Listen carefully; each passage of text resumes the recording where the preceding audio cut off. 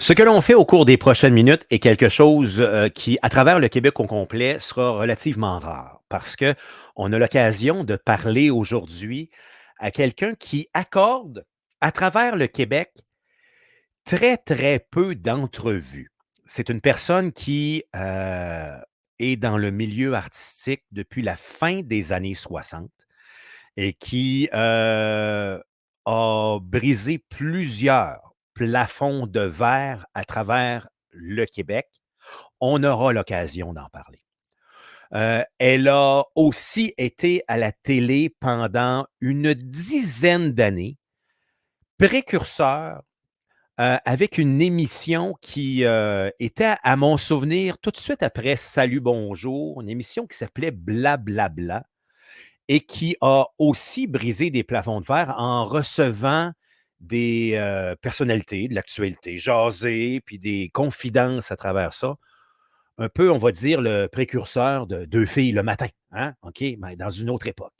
On accueille Daniel Ouimet qui est avec nous ce matin. Daniel, bon matin. Ah, t'es un peu, je vais ouvrir ton micro. J'avais fermé ton micro. Daniel, bon matin. Ça irait mieux avec un micro. Moi, tu avais fait toute la belle introduction de la patente, pour eux autres. Daniel Ouimet, merci beaucoup d'accepter de me parler aujourd'hui.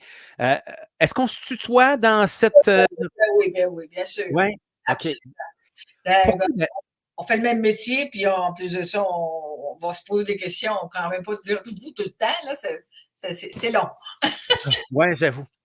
Pourquoi accorder aussi peu d'entrevues à travers le Québec En comme fait, tu le c'est fais? parce que je pense qu'il y a souvent. Bon, je vais te donner une anecdote qui m'est arrivée cette semaine où je me disais, ben voyons donc, ça n'a pas de bon sens. Je vais à la présentation de la programmation de Novo. Et à un moment donné, on annonce qu'il y aura à nouveau un concours, pas un concours, mais une émission qui va être le gala du cinéma. Et on présente l'animateur, que je te nommerai pas parce que je veux quand même pas le singulariser, devrais-je dire. Et il rentre en onde et il dit, et c'est lui qui va donner des trophées, puis qui va nommer des films qui ont été faits importants dans l'année au Québec. Et Ouais. il dit, je ne sais pas comment le cinéma est arrivé au Québec. Alors j'ai dit, bon, je vais aller lui parler quand je vais le pogner, je vais l'asseoir à côté de moi. Et je lui ai expliqué ceci. J'ai dit, écoute, moi, je vais te dire, si toi, tu ne le sais pas, moi, je vais te l'expliquer.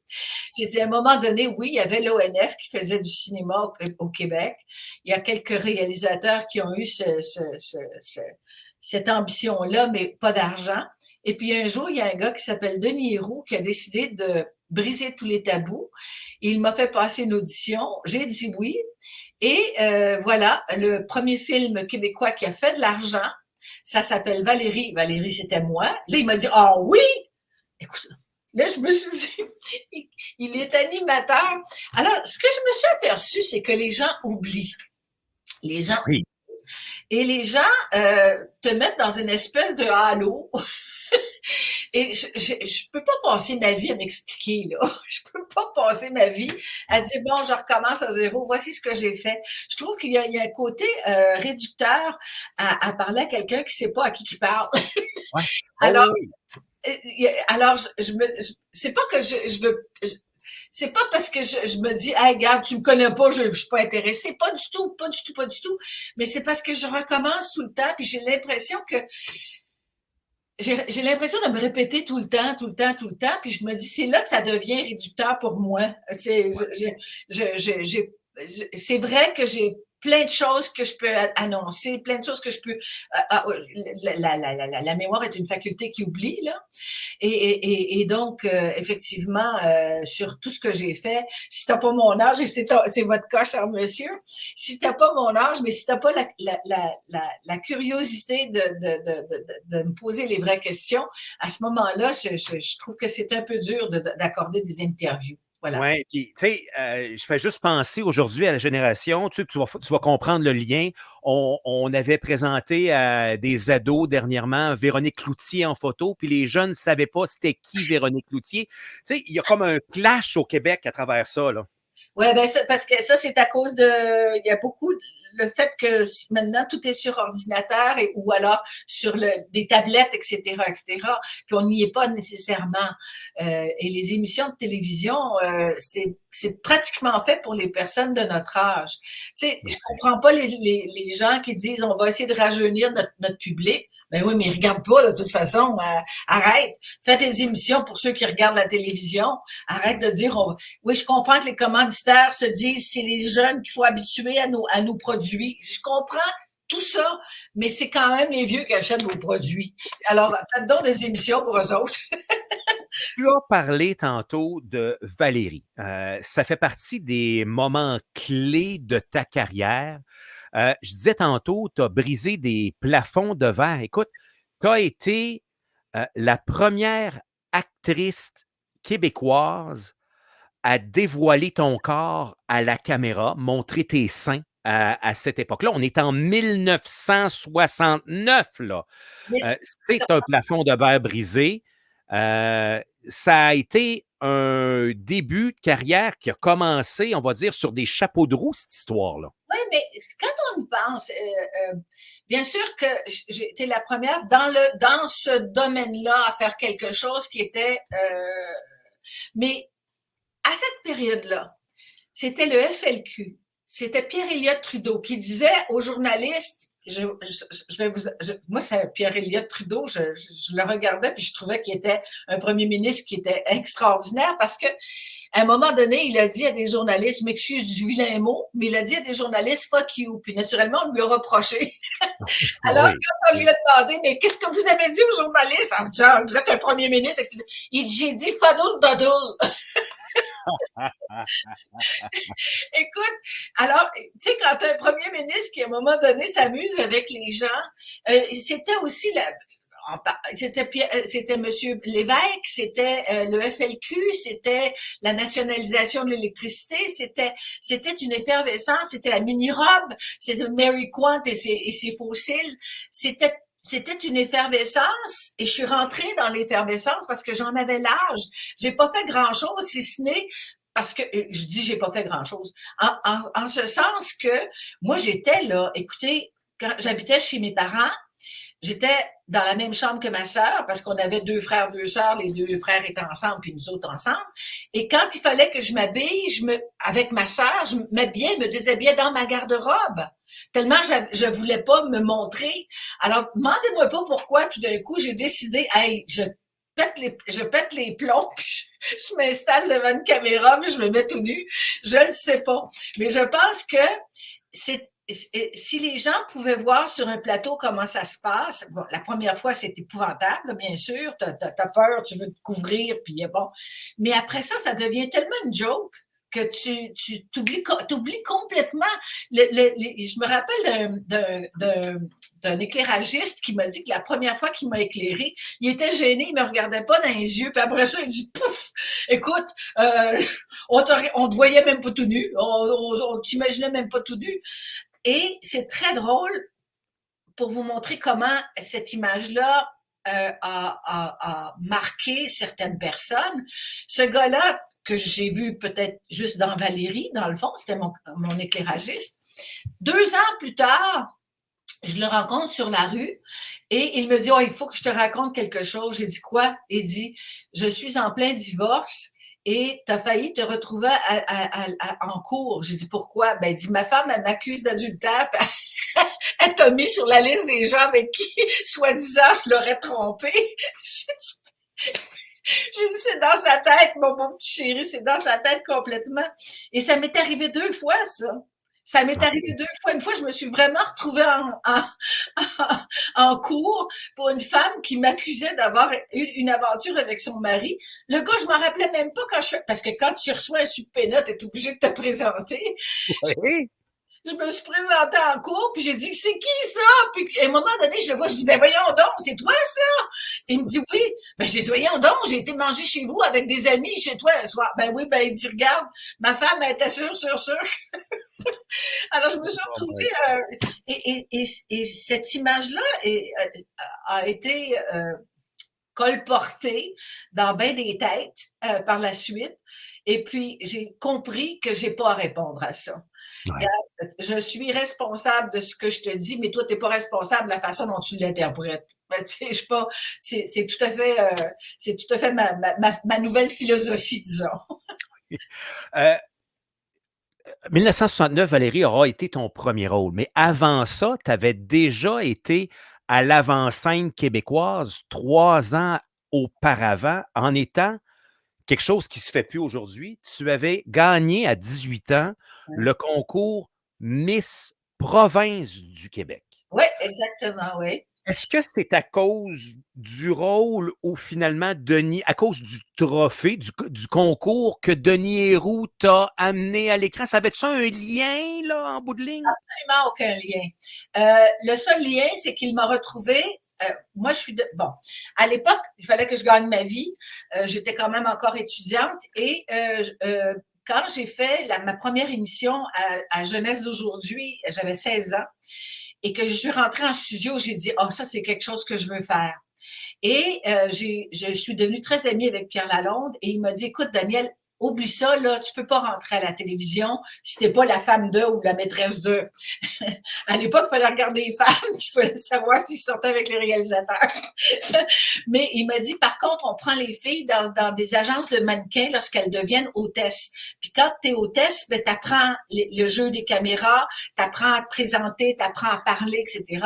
C'est ce qu'il faudrait que tu fasses. Et je me suis inscrite chez Hélène Bédard. Et quand je suis allée chez Hélène Bédard, elle m'a dit, oui, mais pour entrer dans l'agence, il faut devenir mannequin chez moi. Vous devez prendre 10 cours de mannequinat. Alors, j'ai commencé les cours de mannequinat pour pouvoir rentrer dans son agence en me disant, ben, j'aurai cette aisance-là quand je passerai des auditions. Et au 3e cours, Hélène me dit, est-ce que je peux vous parler après le cours? J'ai dit certainement. Elle me dit, écoutez, vous voulez pas devenir mannequin, vous, je vois bien que ça n'a rien à voir. Alors, ce que je vais faire, je vais vous faire devenir professeur mannequin. Je vous donne le cours le lundi, puis le mardi, vous le donnez. Alors, je suis devenue professeure mannequin, je suis rentrée directement à l'agence. Et elle m'a envoyé passer des auditions. Entre-temps, je travaillais à CJMS, je faisais non, c'est ça. C'est qu'à un moment donné, c'était tout un arrangement comme ça. À un moment donné, elle m'envoie, parce que pour faire connaître son agence, elle m'envoie dans des concours de beauté. Et OK. c'est là que je dis, je suis un mannequin chez Hélène Bédard, venez passer un cours, puis vous allez pouvoir faire la même chose que moi. Et quand j'ai été présentée au concours Miss Province de Québec, il y avait un cadeau. Le cadeau, c'est que je pouvais faire de la radio à CJMS. CJMS qui était, est-ce que c'était la radio de Jean-Pierre Coallier, celle-là? Non? CJMS, c'était vraiment, vraiment une radio indépendante. Non, Jean-Pierre n'avait pas commencé encore, j'en arrive à ça. OK. Donc, je suis à CJMS et on me dit, ben, tu vas faire les rapports de circulation. Alors, tous les matins, j'arrivais à 7 heures en studio. Écoutez, ça, c'est drôle. J'écoutais CJD en anglais, qui, eux, avaient un hélicoptère. Je traduisais en français, puis j'ai entré en studio en disant, je disais au gars du son, dépêche-toi, fais-moi passer vite, il faut pas qu'ils s'aperçoivent que je les ai copiés. Et c'était Robert Gillet, à l'époque. Et puis bon, ben Robert et moi, on est devenus très amis. Et puis bon, effectivement, le matin et le soir, je faisais. Mais un jour, je me suis dit, écoutez, je peux que c'était même pas mon nom, j'étais appelée l'agent secret 1280 parce que je faisais justement, j'épiais les CJD. Alors Ouais. là, j'ai dit, il faudrait bien que je fasse peut-être un peu de radio. J'ai demandé à faire des interviews. Et un jour est arrivé en studio un gars qui s'appelle Michel Page, qui était un chanteur français, mais qui, lui, avait fait toutes les chansons de Pierre Lalonde.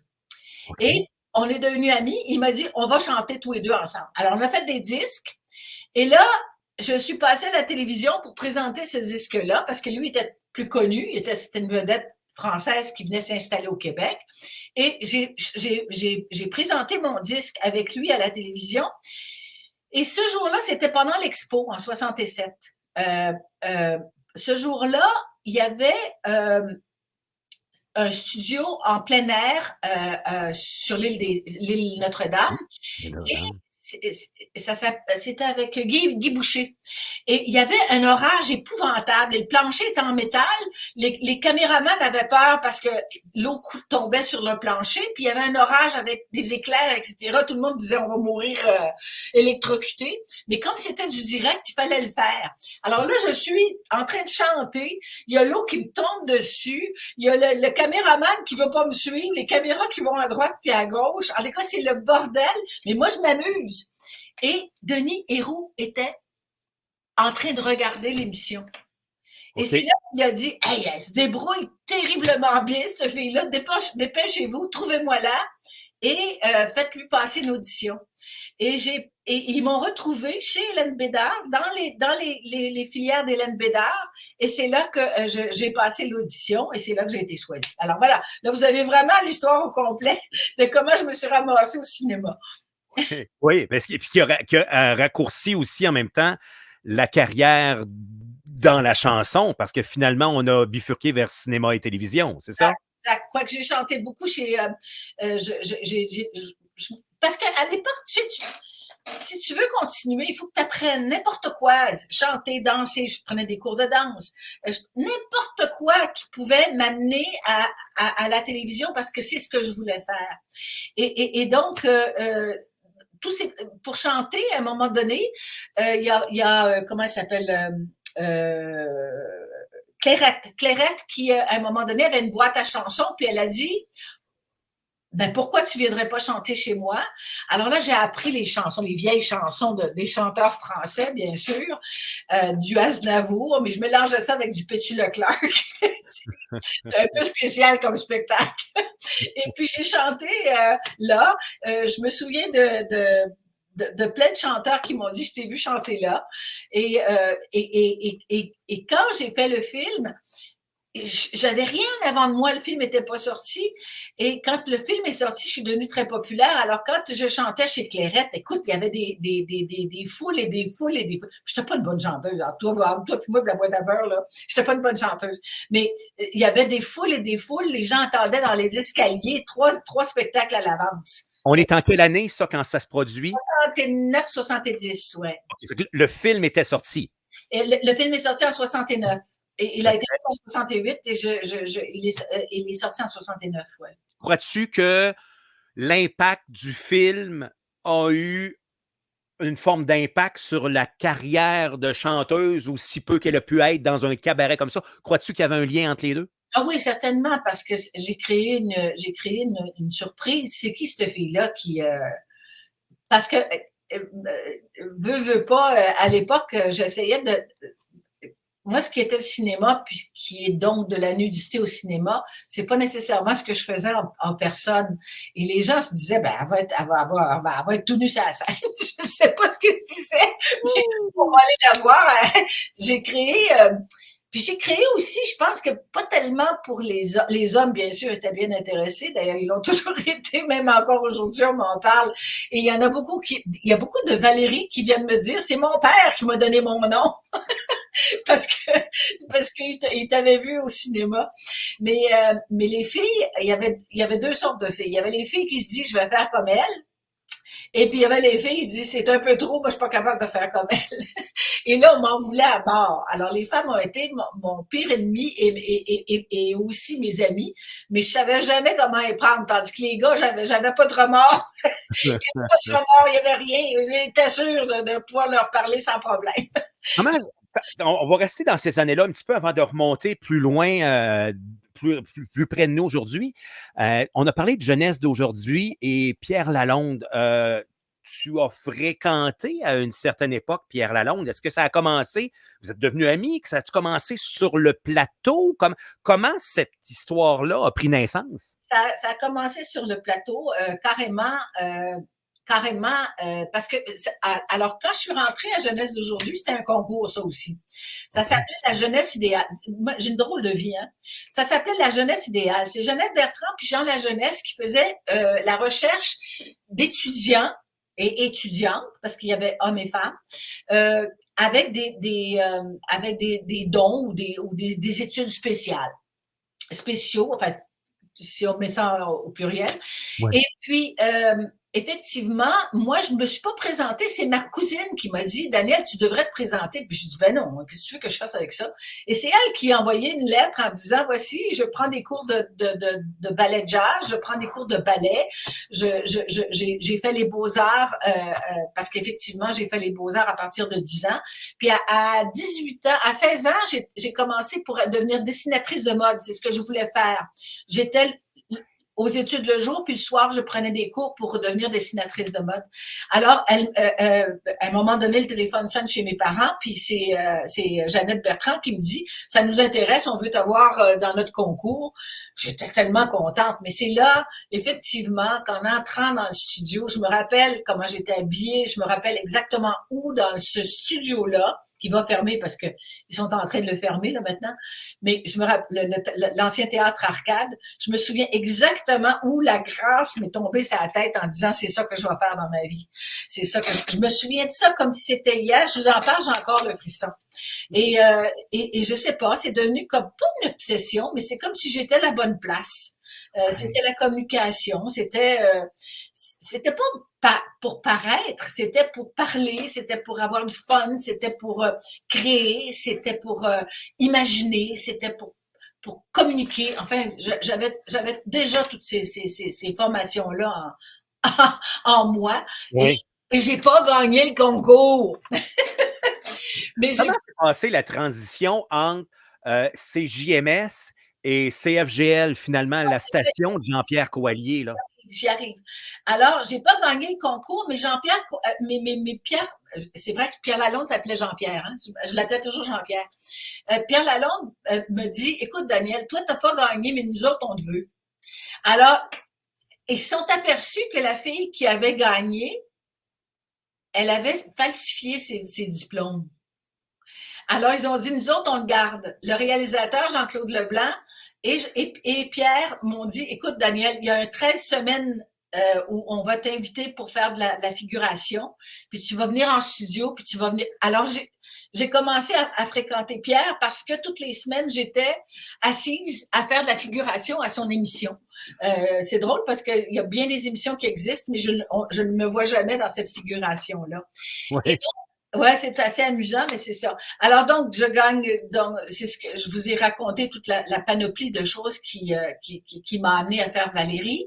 Et quand j'ai fait Valérie, euh, là, on est en 68, mais ça sortira pas avant 69. Alors, je me cherche du travail, Et là, j'ai quitté CJMS parce que là, j'étais tannée là, de 5 heures le matin jusqu'à 7 heures le soir, être obligée de rester en ville pour faire ça.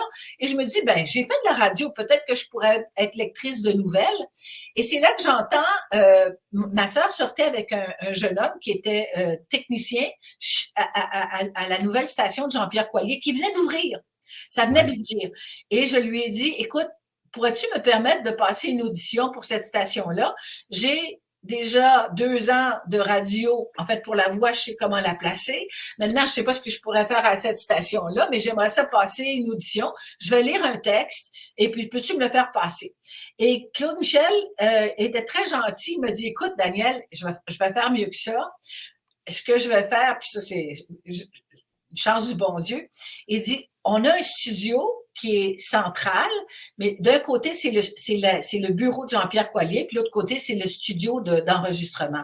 Ce que je vais faire, je vais attendre que Jean-Pierre rentre dans son bureau, puis moi, ce que je vais faire, je vais te faire passer l'audition, mais en direct. Je vais l'enregistrer, mais je vais m'arranger, je vais te dire, OK, go, go, go, go, go, puis Jean-Pierre va l'entendre dans son bureau parce qu'il était toujours connecté avec les studios, Jean-Pierre. Il fallait qu'il sache tout là-bas. Alors, à un moment donné, quand il m'a dit go, go, go, j'ai pris mon texte et j'ai lu mon texte. Et j'ai dit, est-ce que ça te va, Claude Michel? Il dit, oui, tout est enregistré, tout est parfait. Je vois la porte ouvrir à un moment donné. C'est Jean-Pierre qui est là. Il dit bonjour mademoiselle, on ne se connaît pas, mais ça me fait plaisir de vous rencontrer. Quelle voix, quelle belle voix. Il dit écoutez, pour l'instant, il dit j'ai pas d'argent, je peux pas vous prendre, mais il me dit laissez-moi vous dire qu'aussitôt que j'en aurai ou que je verrai que je peux vous prendre, tenez-vous prête, je vais vous prendre. Ça a pris une semaine. Daniel, tu nous comptes ça, là, puis évidemment, Jean-Pierre Coallier au Québec, pour les plus vieux, on le connaît tous, on se rappelle tous de Adlib, tu as fait d'autres choses avec dans les années 2000, mais le ton que tu nous le dis, on imagine tellement Jean-Pierre dans le cadre de porte, regarder dans toute sa petitesse, là, tu sais, puis toute son humilité, puis Madame Ouimet, oui, écoute, on l'imagine tellement, là, tu l'images bien, Jean-Pierre. Je vais vous raconter quelque chose qui va vous faire sourire, mais qui va vous allez le retrouver totalement. Alors, il m'engage pour être nouvelliste. J'ai été la première nouvelliste en Amérique du Nord, femme, sur Bande FM. Parce qu'il y a des hommes, bien sûr, mais j'étais la première nouvelliste sur Bande FM. Et ce qui est amusant, c'est que Jean-Pierre, j'entre en studio pour mon premier bulletin, naturellement. C'est moi qui choisissais les nouvelles en plus de ça sur le fil de presse. Écoute, j'avais quoi, 20 ans, 21 ans, je connaissais pas trop ça. Je prenais ce que je pouvais lire qui était, à mon avis, le plus présentable. Et je suis à mon premier bulletin. J'entre en studio devant le technicien et là, je commence. Mesdames et messieurs, il est midi au microphone Daniel Ouimet, vous êtes à CFGL 105,7. Bonjour. Et là, je commençais. Et je commence, et en commençant, j'entends, parce que dans le studio, il y avait deux portes qui étaient, Jean-Pierre avait fait installer deux portes pour que le bruit dans les studios puisse être étouffé par les deux portes, dans le milieu des deux portes. J'entends une première porte qui s'ouvre, mais ça, je fais pas attention, et tout d'un coup, j'entends la deuxième qui s'ouvre. J'ai dit, mais voyons donc que c'est ça. Mais je suis en train de lire les nouvelles, donc je peux pas rien faire. Je suis obligée de suivre les nouvelles. Et je sens quelqu'un qui se glisse derrière moi, derrière mon fauteuil. Et je suis toujours en train de lire mes nouvelles. Et tout d'un coup, je vois mon fauteuil qui fait...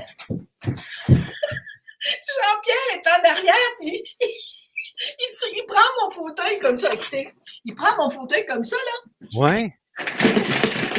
Ouais, non. Là, j'ai dit, mais qu'est-ce que c'est ça? Qu'est-ce que c'est ça? Puis là, je suis en train de lire les nouvelles. Puis là, je suis en train d'essayer de me récupérer. Et quand le bulletin a été fini, ça dure 3 minutes, cette affaire-là, je me retourne, je le regarde d'un air de dire, il me prend dans ses bras, puis il me dit, Daniel, bienvenue chez vous, bienvenue chez nous. Et j'ai travaillé 20 ans pour lui. Alors, c'est ça, Jean-Pierre. Il m'a dit que c'était l'initiation pour entrer en ondes. Puis, tu as été capable de livrer ton bulletin malgré que tu te faisais brasser un peu. Tu as été capable de livrer le bulletin. Sur le bout du siège, puis je l'ai laissé continuer. Je l'ai laissé continuer. Mais voyons donc, j'essayais de lire. Parce que Jean-Pierre Coallier était déjà quelqu'un de connu. Il avait déjà fait de la télé, là, mi-60. C'était déjà un personnage québécois. Il y avait une prestance en arrière de l'homme, là. Exact. Non, mais ça a été... dans ce domaine-là, j'ai deux personnes majeures qui m'ont aidé, mais à tous les niveaux et tout le temps, c'est Jean-Pierre Coallier et Dominique Michel. Ces gens-là ont été pour moi d'abord des maîtres et tu sais, j'ai pas été connue au niveau de l'humour, mais Dominique Michel, c'est celle qui m'a fait faire le plus d'humour dans ma vie, des émissions d'humour dans ma vie.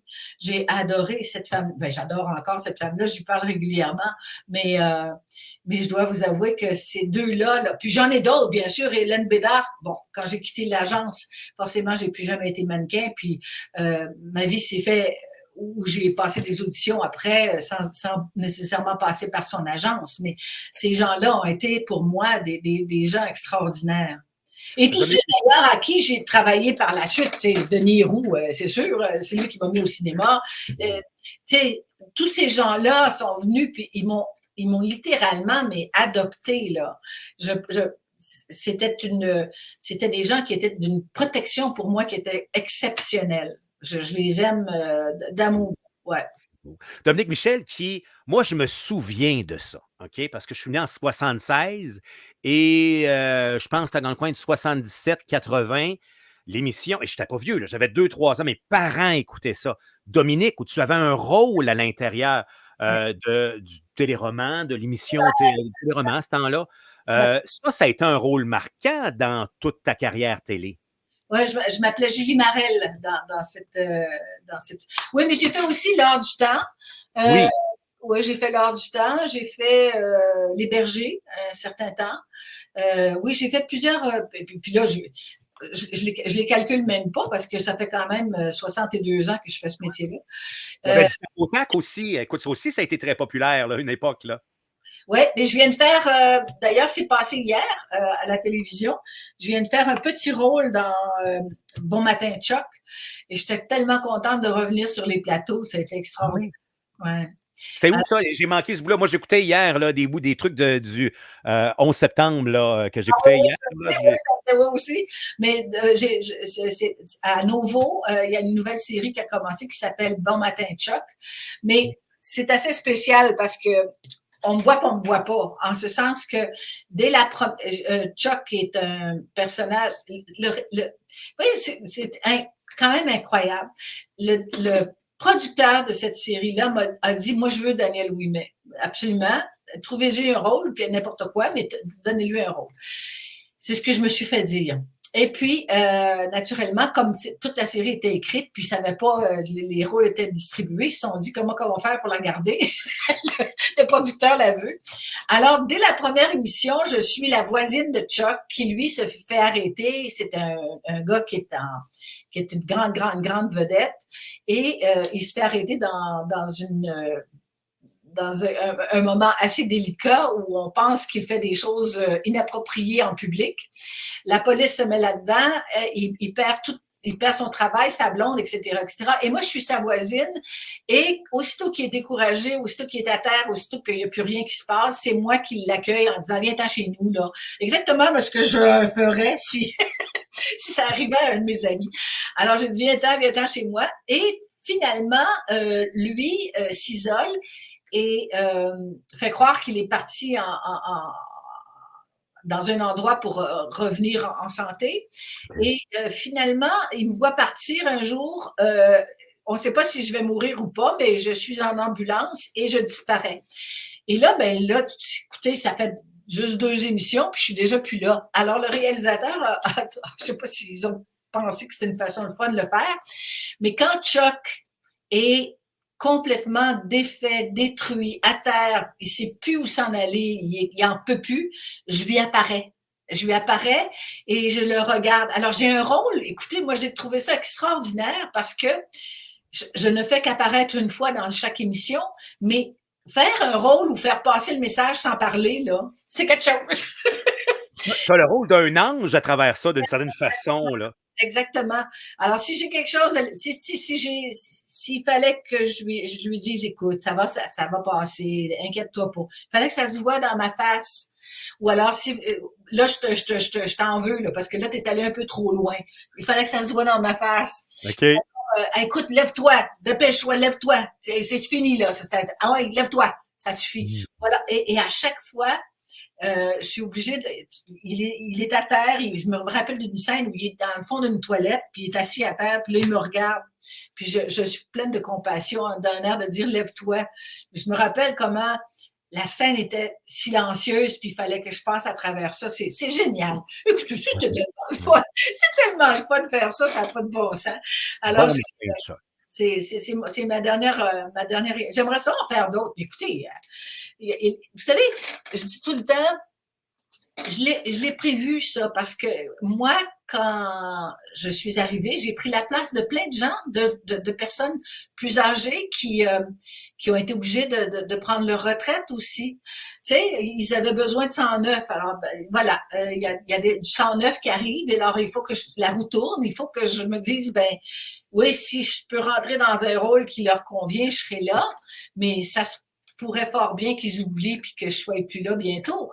Mais j'ai prévu ça, puis alors à ce moment-là, je me suis mis à écrire des livres, à peindre et à faire toutes sortes de choses, ce qui fait que je suis toujours occupée. Toujours, Oui. toujours. Avant de parler de où on est rendu aujourd'hui puis de ce que tu fais présentement, moi, je veux absolument prendre un petit 5 minutes pour parler de quelque chose qui, moi, m'a marqué en 93. Ça a duré presque une dizaine d'années. Ouais. Blablabla, qui était TQS ou c'était à TVA? C'était à TVA, hein? TVA, TVA.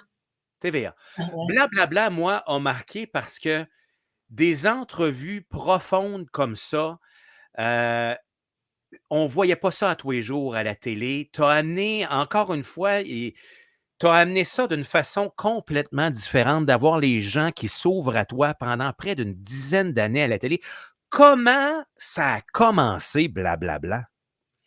En fait, c'est assez bizarre parce que je me suis, à un moment donné, j'ai été mariée, pas longtemps, 3 ans. J'habitais dans les Laurentides et je faisais pas grand-chose. Alors, à un moment donné, il y a deux producteurs euh, qui m'ont appelé puis qui m'ont demandé de faire une émission à Québec. Et alors, j'allais à Québec une fois par semaine et je faisais une émission pour Télé 4 à l'époque. Et quand à Québec, oui. Oui, à Québec. Alors, et puis je revenais à Montréal et ces gens-là, à un moment donné, ont laissé tomber l'émission. C'est Dominique Michel qui l'avait fait. Et quand est venu le temps de blablabla, c'est que Michel Chamberlain, qui est le directeur enfin, parce que ça s'appelait TVA, je pense, à l'époque, parce qu'il y a eu Télémétropole, TVA, puis Canal 10, il y a eu des Oui. noms, je me souviens plus comment ça s'appelait, là. On était sur la ligne, je me souviens, parce que, écoute, dans le temps de Montréal en direct, on était sur le canal 10, là, tu sais, avec Pierre Marcotte. Fait que, il y avait Télé 4, Canal 10. On est sur la ligne entre les deux, là. Je comprends que tu tergiverses, là. Je ne sais pas dans laquelle des.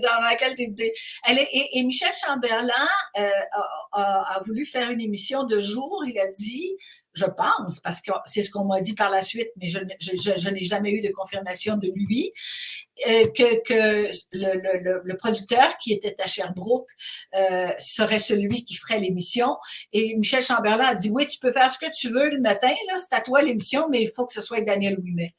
Parce que Michel m'aimait beaucoup, je crois, et on m'a imposé à ce producteur-là. J'étais pas son choix.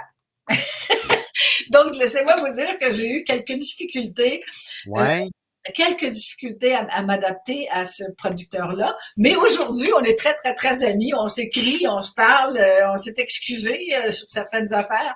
Mais je lui ai mené la vie dure pendant...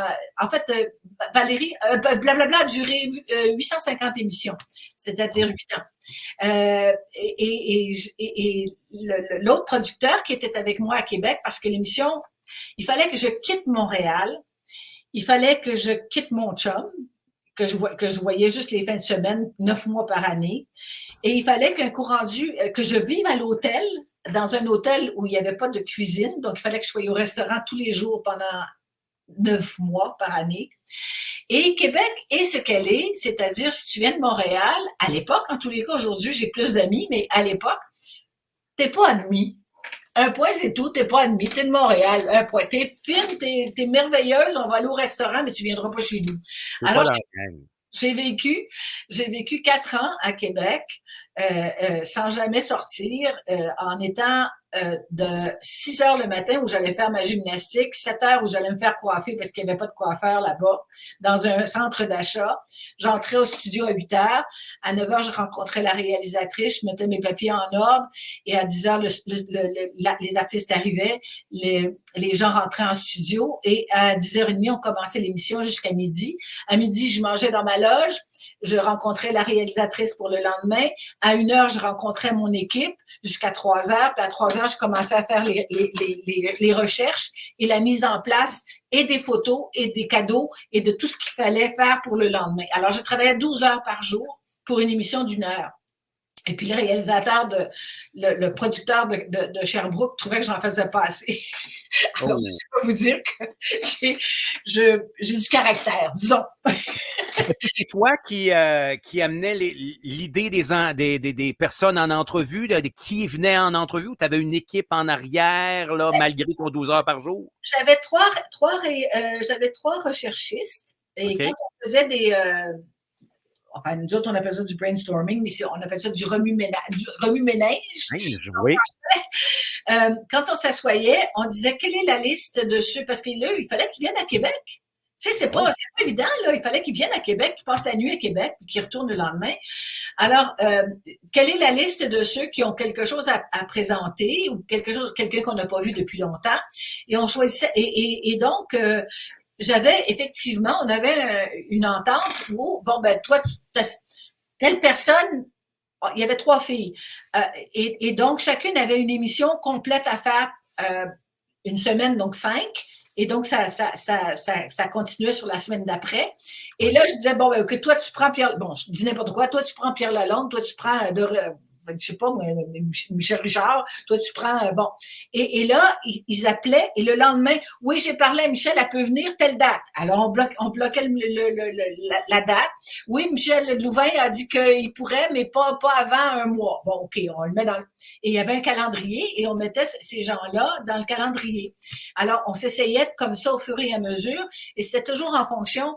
Bien sûr, il y avait toujours, quand c'était une ouverture de saison, on essayait de faire de l'auto-promo, c'est-à-dire que si telle personne avait une émission dans la nouvelle saison, on la prenait pour venir qu'elle explique exactement ce que c'était.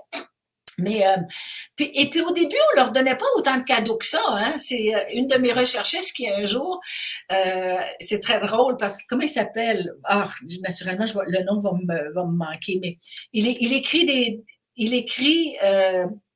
écrivait beaucoup pour André-Philippe Gagnon.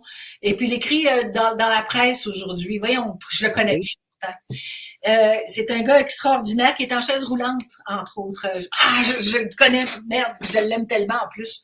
Et cette fille-là rencontre ce gars-là à Québec et finalement décide, Daniel, ce serait le fun, il aime le Coca-Cola, alors si on lui achetait un réfrigérateur, le réalisateur dit non, on va pas se mettre à acheter des cadeaux, mais si tu es capable d'en avoir un, ouais, vas-y. Et alors, on s'est aperçu qu'on pouvait acheter une espèce de réfrigérateur à Coca-Cola qu'on lui a donné. Et puis là, ben, on s'est dit, ben, ce serait le fun de faire ça pour les autres. Écoute, c'est parti. Les gens nous appelaient, on a quelque chose à donner, ou alors, puis on faisait la promotion gratuitement de ces gens-là. Voici, telle personne te donne ça, telle personne te donne ça. Alors, les gens nous envoyaient des cadeaux de partout, on savait plus où les mettre. Quel a été, dans tout ton monde que tu as reçu à Blablabla, quelle a été l'entrevue, soit la plus percutante, celle qui a été peut-être la plus malaisante, peu importe, je n'ai pas une réponse à chacun, là, mais un événement dans Blablabla où tu as fait comme, écoute, j'y pense à tous les soirs en me couchant de cette histoire-là, ou presque, dans 10 ans de carrière de Blablabla? Comment il s'appelle? C'est un chanteur français. Écoute, là, j'ai failli m'ouvrir les veines, là. Franchement. C'est un chanteur français, mais il était grec. Essaye de te souvenir du chanteur grec. Je vais faire une recherche pendant qu'on se parle. OK. Chanteur français grec. Ça va me revenir, mais naturellement, c'est parce que tu ne m'as pas demandé. Moi, quand on me demande un nom, il faut que j'attende 5 minutes, puis ça revient. Ça revient 5 minutes après. J'en ai trop. Le computer est trop plein. Est-ce que ça serait Georges Moustaki? Demis Roussos. Demis Roussos. Je te dis, ça vient tout de suite après ça. L'ordinateur part, puis il est lent parce que si tu veux, rendu à mon âge, c'est Demis Roussos. De ma vie, jamais plus je ne veux refaire ça. C'était un homme qui est arrivé, puis j'imagine qu'il savait pas ce qu'on allait lui poser comme question, mais tout ce que j'ai fait pendant l'interview a retourné à je m'excuse, de la merde. Alors, je commence l'interview et on avait demandé à sa femme de nous envoyer des photos. Alors, à un moment donné, je vous donne un premier aperçu de ce que je lui pose des questions sur sa vie, etc. Puis des gens qui répondent, mais d'une façon malaisée, parce que j'imagine qu'il ne s'attendait pas à ce que je lui pose des questions personnelles, mais on avait parlé à sa femme, donc j'aurais jamais osé lui poser des questions trop pertinentes. Alors, à un moment donné, j'ai une photo de son fils. Et moi, je ne sais pas que c'est son fils, je sais que c'est un enfant. Et j'ai dit, on voit là la photo de votre enfant. Quelle belle petite fille vous avez là. Les cheveux là. Et il me fait, non, c'est un gars. Ah bon, OK. OK, je m'excuse, je pouvais pas savoir. Les cheveux là, regarde. Puis à l'époque, c'était pas évident. Alors, ça commence comme ça. Alors, après ça, comme on se fie toujours à ce qu'ils aiment, parce qu'on leur envoie un questionnaire, puis à un moment donné, on se fie à ce que... Tout ce que je vois qu'à un moment donné, il a été fait un otage, il a été un otage dans un avion. Il y a des, je sais pas si c'est des fédéraïens ou enfin qui ont affrété l'avion, puis il a été pendant 3 jours avec des choses parce qu'ils avaient pris le capitaine, ils l'avaient tué puis ils l'avaient jeté en bas de l'avion et lui il était dans l'avion. Alors le prochain, ils étaient en otage, ça aurait pu être lui. Alors j'ai dit ça doit être traumatisant. Alors ce que je fais, c'est que je vais chercher, parce qu'à l'époque ça se faisait beaucoup les détournements d'avion. Je vais chercher une dame qui va lui expliquer comment on sort d'un traumatisme comme ça. Et je lis des tas d'articles où il raconte qu'il a pensé mourir, il a pensé, puis je me mets dans sa tête pour savoir quelles questions je vais lui poser. Alors je commence en disant, vous avez été otage un jour? Oui, j'ai été otage, en effet. Puis là, je lui pose des questions, puis il parle, puis il regarde à gauche, puis à droite. Là. Et j'ai dit, mais ça a dû être épouvantable. Il fait, ah ben non. J'ai dit, pardon? Et je dis, ah ben non, moi, il dit, ça a été très bien. Moi j'ai parlé avec ces gens-là, puis je leur parlais, puis on riait dans l'avion, on mangeait ensemble, et puis là, je me dis, mais voyons donc, j'ai lu tous les articles où il disait qu'il a fallu qu'il s'enferme chez lui, puis qu'il sorte de ce truc. Alors là, qu'est-ce que tu veux? Je sais que la madame est en arrière, puis je sais qu'elle va sortir, puis elle va essayer de lui expliquer comment on sort d'un traumatisme qu'il dit qu'il n'y a pas eu. Puis j'ai 12 minutes à faire avec ça. Mais t'as chaud d'en face dans ce temps-là. Là. Écoute, je veux tuer. Alors là, naturellement, il met en doute tout ce que la madame dit, puis la madame déjà était nerveuse parce que c'était sa première fois qu'elle faisait de la télévision, puis j'avais dit, regardez-moi, c'est moi qui va vous poser des questions, regardez pas lui, inquiétez-vous pas. Et là, je suis prise entre le fou qui s'en va dans une direction que je pense pas qu'il allait aller, elle qui sait plus comment répondre, puis moi qu'il faut qu'il pose des questions. Bon, ça c'est le deuxième. Après ça c'est pas fini là. Après ça, je me dis, il met toujours des jeans là-bas, des trucs extraordinaires. Enfin, il y a des tissus là-dedans qui doivent être extraordinaires parce que ça vient de son pays, puis etc. Alors, j'ai dit, on va lui présenter des tissus qui sont faits au Québec, qui sont tout aussi jolis, puis de qui il pourrait se faire, avec lesquels il pourrait se faire des jeans là-bas parce qu'ils chantent un peu partout. Je demande à une fille d'aller chercher ça. Elle s'en va de Montréal, elle va chercher ça dans différentes boutiques. Elle fait une étude sur chaque tissu qui est présenté en me disant, on va lui donner en cadeau les tissus, puis il va pouvoir faire quelque chose avec ça. Je mets les tissus sur la table, je m'aperçois qu'il regarde ça, la caméra ouvre et il me fait, ah, c'est joli ça, mais moi, j'aime pas. J'aime pas ça du tout. Ah non, ça j'aime pas ça, j'aime pas ça. Écoute, on n'a pas commencé. On n'a pas commencé. On n'a pas commencé encore. Là, je me dis, mais qu'est-ce que je vais faire? Alors, je dis à la fille, je dis, écoute, fais ta chronique. Nous, on les aime, ces tissus-là, ils viennent de chez nous. Écoute, je voulais le tuer. Je voulais le tuer. Il est parti, j'ai dit, enlevez-le de ma face parce que je veux... Il y a des émissions comme ça, des fois, c'est... Hey, ça fait 25-30 ans que c'est arrivé, cette histoire-là. Tu me le comptes, puis j'ai encore, malgré toute la bonté de la façon que tu me le racontes, j'ai un malaise. J'ai un malaise. Dans la salle, les gens sont venus me prendre dans leurs bras. Les gens sont venus me prendre dans leurs bras en fin de l'émission en disant, mais Daniel, c'est qui ça? C'est quoi ça? C'est incroyable, incroyable. Hey, ça m'amène à nous parler du nouveau projet qui est, je ne sais pas s'il est en cours ou il est terminé avec Gildor. Y est-tu terminé de tourner le projet? Non, on n'a pas fini. Non, on continue. Okay. C'est qu'on a déjà 10 interviews de fait. Et ça, c'est un projet que j'ai imaginé et que j'ai réussi à vendre au gouvernement. Beaucoup parce que, tu sais, au bout de 60 ans d'interview, et surtout d'avoir vécu dans ce domaine-là, la grande question, c'est quand les gens vous parlent, tous ces gens-là du show business, qu'est-ce qu'ils gardent pour eux et qu'est-ce qu'ils vous disent à vous? Parce qu'à un moment donné, quand tu es chez toi, il faut te garder des moments à toi. Il ne faut pas tout donner au public. Oui, bien sûr, on peut en donner le maximum. C'est fait pour ça, la communication. Mais il y a quand même des moments qui sont comme les grosses peines, comme les choses qui t'ont étonné, comme les choses qui... un vécu qui ne se raconte pas parce que ça serait trop long ou alors trop émotif, etc. Et je me suis dit, si on avait l'occasion de raconter les vraies affaires, comment ça se passerait? Et j'ai essayé de vendre ce projet-là une première fois en me disant, je vais inventer une interview où les gens vont me répondre spontanément en me donnant la vérité sur leur vie, mais pour qu'ils soient vraiment à l'aise, ce que je vais faire, je vais attendre et je leur dis, cette émission-là ne va passer que quand tu seras plus là, quand tu seras parti. Parce que c'est bien beau ce que tu as dit aux journalistes, c'est bien beau ce que tu as dit au public, c'est bien beau ce que tu as montré à toute une population, mais en réalité, là, c'est quoi ton vrai toi, là? C'est quoi? C'est quoi? Alors,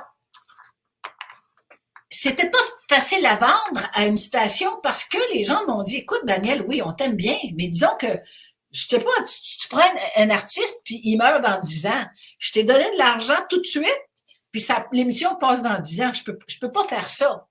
Alors, il y avait cette chose majeure, qui a fait que j'ai pas pu vendre mon projet. Puis un jour, je suis à l'hôpital et je vois André Lachapelle et son mari, André Melançon. Je me rappelle des noms, vous êtes chanceux. dans un coin. Et je les vois, ils sont collés un à côté de l'autre, puis je vois leur figure qu'il y a quelque chose qui va pas, que ça va mal, etc. Et je me suis dit, je ne vais pas les déranger, mais c'est contre toute attente, c'est elle qui se lève et qui vient vers moi. Et qui me dit, écoute, on est ici parce qu'André a un diagnostic de cancer et le médecin doit nous dire qu'est-ce qu'il va faire. Est-ce qu'il doit prendre des tests ou est-ce que c'est terminé ou on va savoir ça dans pas longtemps. Et moi, je me dis, oh mon Dieu, c'est épouvantable, effectivement. Pardon. Et je me suis dit, je les ai regardés, puis j'ai dit, on les connaît personnellement, mais est-ce qu'ils ont été heureux? Est-ce qu'ils ont été... est-ce que c'est des gens qui ont été... je m'excuse, je vais prendre un peu de café parce que... Tu sais, André Melançon, pour les gens qui... c'est lui, entre autres, qui était réalisateur de la Guerre des Tucs, directeur artistique ou réalisateur là, de la Guerre des Tucs. Toute la série compte pour tous. Il est en arrière de ça. Il est décédé, on est en quoi, 2024? Il est décédé là, 2015 dans ce coin-là, 2015-18 dans ce coin-là. Fait que c'est un grand du Québec qui, pour certains, peut-être, là, ça allume pas, là, mais c'est un grand du Québec. Essentiellement, je me suis dit, il faudrait quand même que je trouve le moyen. C'est exactement ce que j'avais en tête. On est en 2016 quand j'ai cette idée-là en tête. C'est ce qui a déclenché toute ma logique pour présenter ces émissions-là. Mais on m'a dit, ben c'est impossible parce que ces gens-là ne peuvent pas, tu sais pas quand ils vont mourir. Puis un jour, je dois aller pour moi-même, parce que j'écris un livre, je dois aller aux Archives nationales pour voir des photos. Je m'excuse, mais... Ici, je vais prendre une petite gorgée. On va prendre une petite pause gorgée d'eau, là. J'ai attrapé un rhume, puis quand je pars à tousser, ça n'arrête pas. Oui, je comprends. Puis là, en plus, ça fait 1 heure qu'on parle, tu sais. Fait que je te comprends très bien, Daniel. Ce ne sera pas long, je vais essayer de récupérer ça. Alors je suis aux Archives nationales et ils me disent, ben, on a juste des photos. Et je dis, si vous aviez du visuel, ça serait peut-être le fun. Ils m'ont dit, qu'est-ce qu'on aimerait ça? Et c'est là que j'ai appelé le ministre de la Culture en disant, je suis prête à faire des interviews avec des gens qui Je me Parce que suis si ministre de la Culture, on parle de Mathieu Lacombe, ministre de la Culture de la CAQ, c'est ça? Oui. Il m'a dit quelle bonne idée. Écoutez, je pense à ça. Et si vous faites affaire avec, naturellement, les Archives nationales, que j'avais déjà communiqué avec eux, il m'avait dit que c'était une bonne idée. Il dit, on pourrait... Pardon, mais je vais vous dire pourquoi. J'ai attrapé la coqueluche, puis c'est en finale, puis la coqueluche, c'est ça que ça fait. Ouais. Ça fait tousser, Oh. ça fait tousser comme ça. Je ne serais plus capable d'arrêter. Ça sera pas long. Ça sera pas long. Alors, ce qui est arrivé, c'est que effectivement, je suis allée donc aux archives. Ils m'ont dit oui. Le gouvernement m'a dit oui. Et j'ai dit, ben là, j'attends votre argent. Et je me suis dit, il me faut une productrice. Et je suis allée voir France Baudouin, avec qui j'ai travaillé dans Blablabla. Je savais qu'elle était très, très... j'avais fait une interview avec elle et je savais qu'elle était très sensible à tout ce qui s'appelle déclaration sincère. Et je me suis dit, elle va embarquer là-dedans. Et effectivement, tout le monde a embarqué et on a fait une liste de gens à rencontrer. Une cinquantaine. Comme on disait tantôt, il y en a une dizaine de fêtes. Une dizaine de faits. Je recommence d'ailleurs cette semaine, enfin, samedi de cette semaine, dimanche de cette semaine, je recommence pour la saison d'automne. On va en avoir une autre dizaine à faire. Okay. Non. Écoutez, si je pouvais vous parler. Et pourquoi je ne vous le dis pas, c'est parce que je trouve que, et on en a convenu, on ne peut pas dire, disons, je dis n'importe quoi, là. Disons Serge Laprade. Et puis là, je peux pas dire, si on a Serge Laprade, mais oui, mais quand c'est qu'il va partir? C'est comme si j'annonçais aux gens, vous savez, j'ai l'interview quand il va mourir, là. Ben non, ils ne sont pas malades. Ils sont pas malades, au contraire, ils sont aptes à me raconter leur vie. Et donc, ils sont aptes à me raconter des pans de vie qu'ils n'ont jamais racontés ailleurs. Et ça, je dois vous avouer que je leur lève mon chapeau parce que c'est pas évident. Ils ont été d'une générosité. Et la dernière question, c'est toujours, ben écoutez, il est temps de se dire au revoir.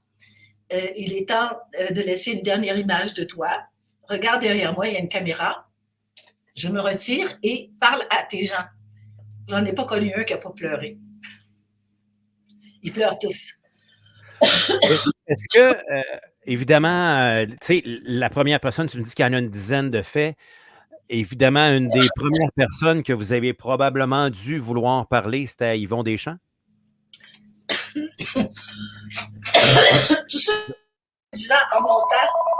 Bon, écoutez, là ça va mal. Allez, je vais mettre en pause. Ouais, donc, le concept dont Daniel parle présentement, c'est une émission qui s'appelle Avant de partir. On y posera la question à Daniel dans les prochaines secondes que j'ai muté, là. Il y a entre autres, il y a Gilda Roy qui est dans l'émission aussi à travers ça. C'est un gros concept, puis c'est où ça va être diffusé. C'est intéressant parce que c'est pas arrivé souvent qu'on a eu des émissions de télé comme ça qui ne sont pas produites soit par une boîte directement comme TVA, Radio-Canada, mais qui a comme qui a vraiment une forme d'aide gouvernementale avec ça pour supporter l'histoire. Parce que comme elle dit, si la personne décède juste dans 10 ans, l'émission passe dans 10 ans, fait que quelque part, faut pouvoir arriver. Fait que je trouve ça vraiment intéressant. Il n'y a aucune émission qui est sortie encore de toute l'histoire. On va lui demander comment les choses vont revenir. Alors, Daniel, je vais remettre ton micro. Ouais, Gildor arrive comment dans l'histoire? En fait, c'est parce qu'à un moment donné, ils se sont dit, mais Daniel va s'y réserver les artistes. Daniel s'est réservé les artistes. Mais il y a des gens très connus au Québec qui mériteraient d'avoir aussi un hommage, comme des auteurs, comme des hommes d'affaires, etc. Et là, on a décidé de donner ça à Gildor. Okay. On m'a téléphoné, on m'a dit, Gildor va faire ceux qui ont une carrière qui est extra ou en dehors du show business. Et donc, Gildor a ces gens-là, puis moi, je me réserve les artistes. Comment la diffusion va fonctionner à quelque part? Quel réseau? Y a-t-il un réseau qui a levé la main? C'est-tu Radio-Canada? Et comment ça va fonctionner là, lors du décès de quelqu'un? Puis combien de temps aussi après le décès de quelqu'un qu'on dit OK, c'est assez, on a gardé une zone tampon, maintenant on est prêt à diffuser l'émission, là. Le jour même. Le jour même? Le jour même de leur décès. Wow. Ce sera un spécial qui va être sur Télé-Québec. Télé-Québec, OK. Voilà. Ça ou le lendemain, un des deux. Oui, mais là. Ça va être fait comme ça. Ouais. Ce sera une seule diffusion. Et ensuite, vous pourrez voir cette émission-là sur un réseau qu'on a mis à notre disposition pour Internet aux Archives nationales. OK. Alors, je fais ça pour les archives. Pour qu'on ne passe pas dans le beurre, comme on dit. Non, c'est sûr. C'est sûr. Est-ce que je comprends que tu es en arrière du projet, mais à quelque part. Vous allez me demander qui va me faire? C'est exactement la question. Puis j'essayais. Écoute, en même temps, Daniel, on ne se connaît pas, mais là, je me suis dit, hey, je veux poser la question. Là, j'ai senti mes œufs en arrière, en dessous de moi, commencer à craquer. Là. Y a-t-il quelqu'un qui va te faire? Parce que tu mérites d'être fait à travers tout ça. Je m'excuse pour le toussage, mais qu'est-ce que vous voulez? C'est correct. C'est un podcast où c'est très dramatique. Je suis en train de faire tomber mon gazon, puis je tousse en même temps. Je sais pas ce qui arrive. J'ai écrit un livre qui s'appelle Ça n'arrive qu'à Daniel. Ben, ça s'en vient, je vais le mettre à la fin. Je vais le mettre à la fin du livre. C'est ce qui m'est arrivé, là. Ouais. C'est-à-dire que depuis que je fais ça, il y a beaucoup de gens qui m'ont téléphoné en me disant Daniel, c'est nous autres qui voulons te faire. J'ai Jocelyne Cazin qui me dit Daniel, je veux te faire absolument, absolument.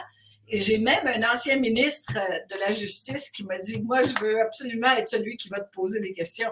Je n'ai pas fait de télévision. Il m'a dit oui, mais je suis un communicateur. OK. Tu vas donner ton nom, puis on verra ce qu'ils vont choisir. On verra ce qu'ils vont choisir, effectivement. Mais peut-être aussi que je vais faire quelque chose d'invraisemblable. Je vais m'asseoir sur la chaise, je vais poser la question, puis je vais aller en avant, puis je vais répondre. Je ne sais pas. Mais sérieusement, dans toute l'histoire, il faut que tu sois inclus là-dedans. Ça, c'est clair. J'ai pas une vie banale. Ça, c'est un fait. Non. Puis là, écoute, ça fait 1 heure qu'on parle, tu n'as plus de voix, puis on a coupé très court sur bien des affaires, là, ben des affaires.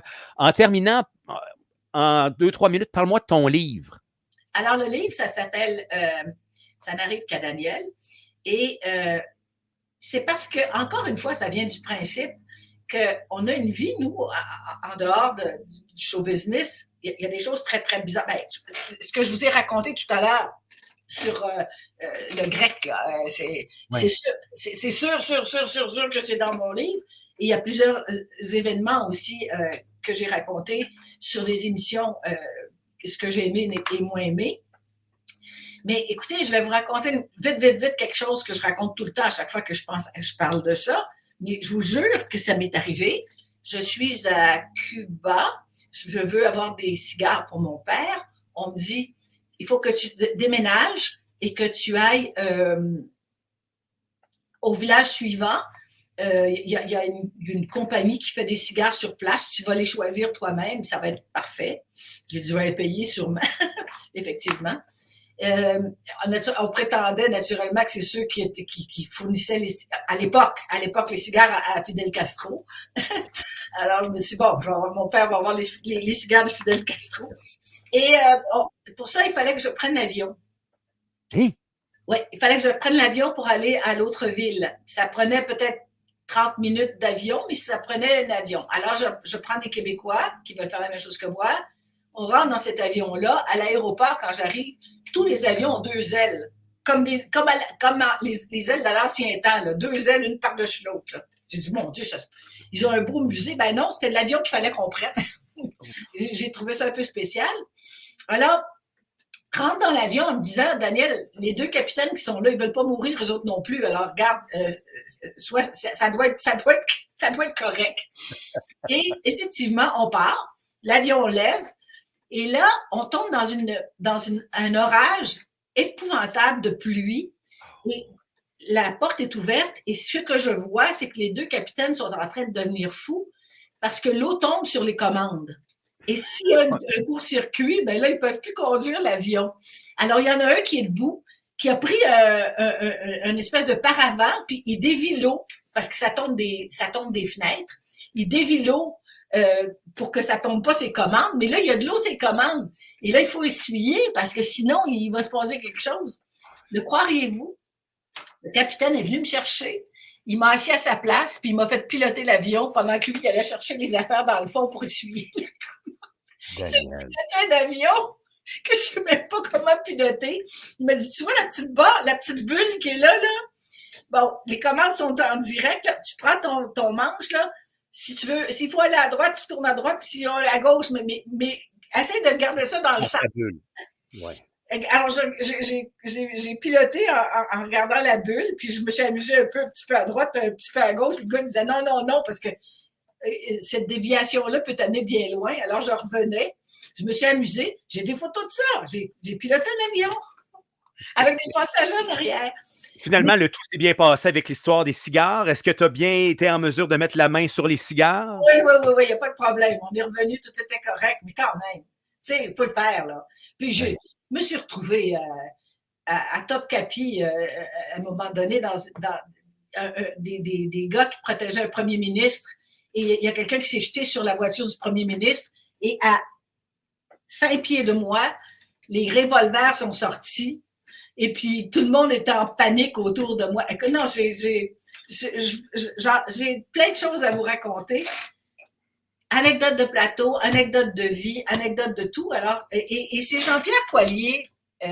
Effectivement, je ne sais pas pourquoi, c'est dans ma vie.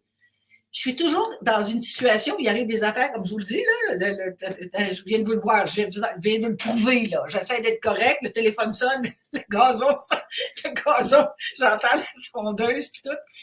Mais je suis toujours dans des situations très bizarres. Je ne sais pas pourquoi, je suis faite pour ça. Et donc, de les raconter, ça m'amène ailleurs, ça me donne